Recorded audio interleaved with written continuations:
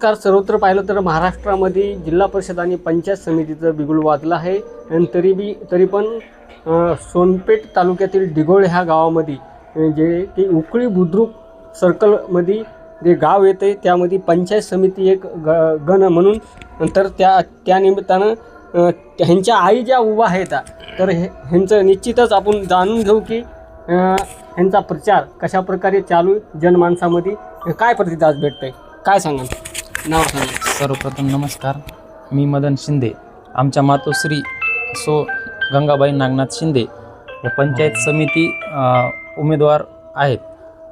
तरी आपली प्रचार जे आपलं गावकरी आहेत, जे मित्रमंडळ आहे, ते एकदम उत्स्फूर्तपणे असं काम करत आहेत आपल्या ह्या प्रचार सभेसाठी. तर इतर गावांचा किंवा आपल्या गावातला हे खूप मोठ्या प्रमाणात प्रतिसाद आपल्याला जनतेचा मिळत आहे. तर ह्या ठिकाणी आता पाहिलं तर काय माहिती का, तुमच्या गावातील जे की सरपंच असणारे देशमुख हे तुमच्या समोर आहेत. तर निश्चितच ह्या तुमच्या गावामध्ये धनशक्ती विरुद्ध जनशक्ती सामना पाहायला मिळेल का, काय सांगा. धनशक्ती विरुद्ध जनशक्ती हे सामना तर सर्व सर्कल पाहतच आहे. तर आता कसं आहे, BJPनं जे तिकीट दिलेलं आहे तेव्हा कसं धन पाहून किंवा पहिली सत्ता पाहून दिलेलं आहे. पण सर्वप्रथम मी राजेशदादाचे आभार मानतो की त्यांनी एक सर्वसामान्य कुटुंब, एक शेतकरी घराण्यात जन्म झालेले आमच्या मातोश्री, आणि त्यांचा व्यवसाय म्हणलं तर ह्या शेती, तर कुठलंही राजकीय वारसा नसताना त्यांनी आमच्या घरात उमेदवारी दिली. हा विश्वास टाकून की हे जनसामान्याचं नेतृत्व आहे.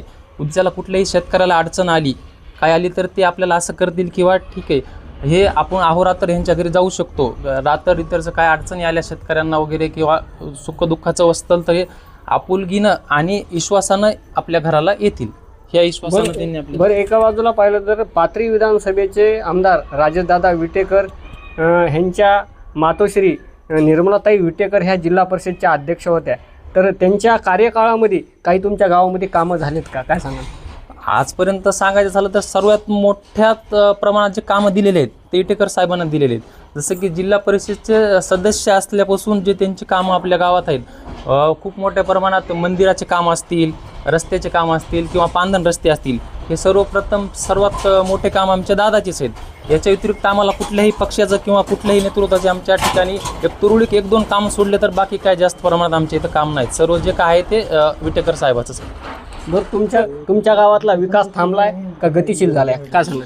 नाही, हे जर सांगायला जर गावकऱ्याला सांगायचं असेल तर हे सर्व गावकऱ्यांना पाहिलेलंच आहे किंवा कुठला विकास पूर्ण झाला आहे, कुठले रस्ते पूर्ण झाले आहेत, कुठली पाईपलाईन पूर्ण झाली किंवा कशा प्रमाणात काम झालेलं आहे आपलं, हे सर्व गावकऱ्यांना पाहिलं. त्याच्यापेक्षा मी सांगण्यापेक्षा हे प्रत्येक मतदार, एक सामान्य मतदार जे आहे किंवा जे कुठल्याही लोभाला बळी न पडता जे सामान्य मत देतो आपल्याला, ते सर्व मतदारांना पाहिलेलं आहे. आणि निश्चितच ह्या अनुषंगानं सर्व गावकऱ्यांचा जर कल पाहिला तो ते आपल्या बाजूने हे सर्व तुम्हाला इतर जर तुम्ही मतदाराचे जरी मुलाखती घेतल्या तरी तुम्हाला हे दिसून येईल. इथं तुमच्या गावामध्ये अशी काही चर्चा मला ऐकण्यात आली की म्हणजे उपसरपंच असणारे देशमुख हे पंचायत समितीला वेगळे ठरतील आणि जिल्हा परिषदला राष्ट्रवादी वेगळी ठरेल, असं होईल का. नाही, तसं काही नाही. जे आहे तो पॅनल टू पॅनल मतदान करण्यात येईल. कुठलंही त्या ठिकाणी क्रॉसिंग होणार नाही आणि हे जनसामान्यांचा विश्वास आहे आणि त्या विश्वासाला मी प्रार्थ आहे. तुमचं बटन किती नंबरचं आहे. बटन आहे आपलं 3 नंबरचं. माझी म्हणजे मातोश्री सो गंगाबाई नागनाथ शिंदे यांचं 3 नंबर आहे आणि मायाताई मुजमुले यांचं 2 नंबरला आहे जिल्हा परिषदमध्ये.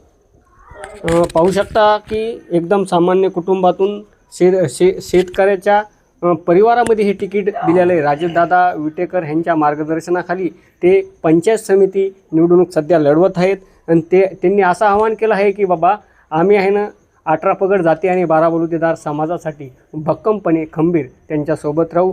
कधी रात्रचं बेरात्र जर फोन लावला तर आमचे दार कधी उघडे आहेत तुमच्यासाठी आणि आमची समाजसेवा तुमच्यासोबत राहील, असं त्यांनी बोललेलं आहे. बरं, काय सांगा दादा की हे सगळं जर पाहिलं गणित तुमच्या गावातलं थोडं वेगळंसं काहीतरी वाटत आहे की बाबा पंचायत समितीचे जे उमेदवार आहेत तुमच्या गावातले जे सरपंच असतील ते पंचायत समितीला वेगळं मतदान राहील आणि जिल्हा परिषदचं वेगळं राहील, अशी काही दुजाभाव चलन काही, काय सांगा. अजिबात नाही. कारण जी दिगोळ पंचायत समिती आपण जर पाहिली गणातली तर जनतेने निवडणूक ही हातात घेतलेली आहे आणि जनताचा जे काही कौल आहे ज्या दिवसापासून आपण फॉर्म भरलेला आहे, तर इतका उत्स्फूर्त प्रतिसाद या डिगुळवासियांनी ह्या कुटुंबाच्या पाठीमागं भरभक्कम लावलेला आहे. म्हणून हे कुटुंब फक्त ह्या कुटुंबाची निवडणूक नाही, ह्या डिगुळकरांनी निवडणूक घेतली. एकाधिकारशाही राजेशाहीच्या विरोधातली ही लोकशाही ह्या लोकांनी निवडणूक हातात घेतलेली आहे. म्हणून आज या कुटुंबाच्या पाठीशी जर घराच्या बाहेर निघालं तर 100-200 लोक, 18 पगड जातीचे लोक त्या ठिकाणी सक्रिय सहभाग, कसल्याही दांडमशाहीला न जुमाजता ही सर्व तरुण वर्ग आज ह्या कुटुंबाच्या पाठीशी. म्हणून विजय ह्याच कुटुंबाचा आहे, राजेशदादा विटेकर यांचा विजय आहे आणि जनशक्तीचा विजय आहे. ही निवडणूक ह्या धनशक्तीच्या विरोधातली जनशक्तीची आहे आणि लोकांनी हातात घेतलेली निवडणूक आहे. म्हणून असं काही तर होणार नाही.